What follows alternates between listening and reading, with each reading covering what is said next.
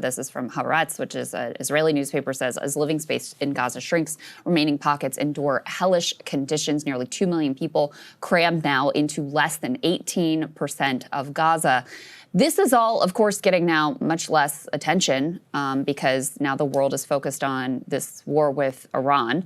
The Israeli initial strikes, of course, done with our support, were launched at a time when there was increasing public and global discontent with the continuation of this genocide. I mean, do you see those two things as linked in terms of what led to this particular timing?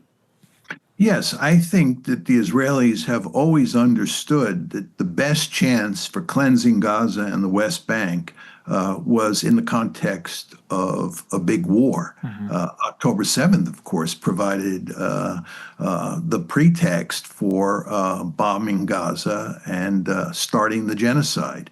And there's no question in my mind that the Israelis understood that if they started a war against Iran, the focus would be on Iran, especially if they brought the Americans in, and that would leave them free to ramp up the genocide and possibly drive the Palestinians out of Gaza. I mean, it's very clear that that is their goal. And then the question you have to ask yourself is, given that goal, what is the best way for them to achieve that end? And it's quite clear to me that starting a major war with Iran goes a long way towards helping them cleanse Gaza.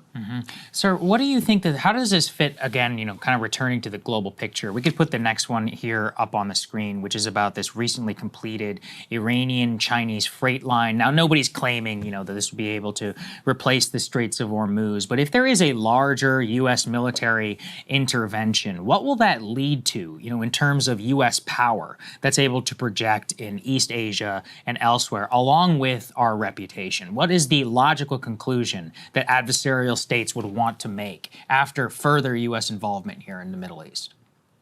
Well, look, there's no question that American policymakers believe that the principal threat that the United States faces today is from China.